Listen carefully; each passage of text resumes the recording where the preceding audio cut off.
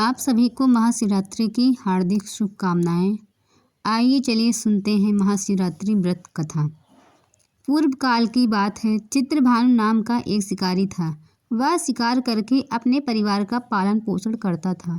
उस शिकारी पर साहूकार का काफ़ी कर्ज था, लेकिन वह कर्ज समय पर नहीं चुका पाया। फिर साहूकार ने शिकारी को शिव मठ में बंदी बना लिया। जिस दिन उसे बंदी बनाया उस दिन शिवरात्रि थी। चतुर्दशी के दिन उसने शिवरात्रि व्रत की कथा सुनी और शाम होते ही साहूकार ने उसे अपने पास बुलाया और ऋण चुकाने के बारे में कहा।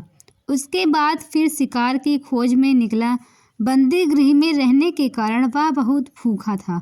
शिकार की तलाश में वह बहुत दूर निकल आया। अंधेरा होने पर उसने जंगल में ही रात बिताने का फैसला किया और एक पेड़ पर चढ़ गया। उस पेड़ के नीचे शिवलिंग था, बेलपत्र के पत्तों से ढका हुआ था। शिकारी को उसके बारे में जानकारी नहीं थी। पेड़ पर चढ़ते समय उसने जो टहनियाँ तोड़ी वह शिवलिंग पर गिरती रही। इस तरह भूखे प्यासे रहकर शिकारी का शिवरात्रि का व्रत हो गया और शिवलिंग पर बेलपत्र भी चढ़ गए। रात के समय एक हिरणी पानी पीने तालाब पर आई। शिकारी जैसे ही उसका शिकार करने जा रहा था, तभी हिरणी बोली, मैं गर्भवती हूँ, शीघ्र ही प्रसव करूँगी। तुम एक साथ दो जीव की हत्या करोगे। मैं बच्चे को जन्म देकर तुरंत तुम्हारे पास आ जाऊँगी, तब मुझे मार देना। शिकारी ने हिरणी को जाने दिया। इस दौरान अनजाने में ही कुछ बेलपत्र शिवलिंग पर जा गिरे।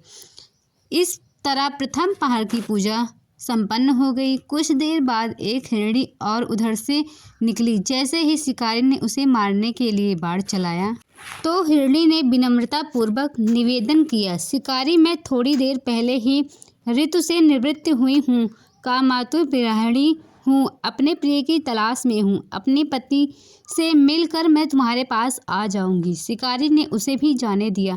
रात का आखिरी प्रहर बीत रहा था, तभी कुछ बेलपत्र शिवलिंग पर जा गिरे। तो ऐसे में शिकारी ने अनजाने में ही अंतिम पहर की पूजा भी कर ली। इस दौरान वहां फिर एक हिरणी अपने बच्चों के साथ आई। उसने भी शिकारी से निवेदन किया और शिकारी ने उसे भी जाने दिया।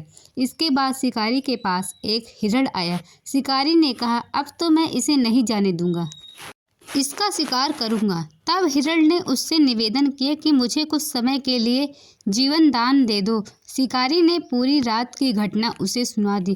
तब हिरण ने कहा, जिस तरह तीनों पत्नियां प्रतिज्ञाबद्ध होकर गई हैं, मेरी मृत्यु से अपने धर्म का पालन नहीं कर पाएंगी। जैसे तुमने उन्हें विश्वास पात्र मानकर छोड़ा है, मुझे भी जाने दो। मैं उन सब के साथ तुम्हारे सामने शीघ्र ही उपस्थित होता हूँ। शिकारी ने उसे भी जाने दिया। इस तरह सुबह हो गई। उपवास, रात्रि जागरण और शिवलिंग पर बेलपत्र चढ़ाने से शिवरात्रि की पूजा पूर्ण हो गई।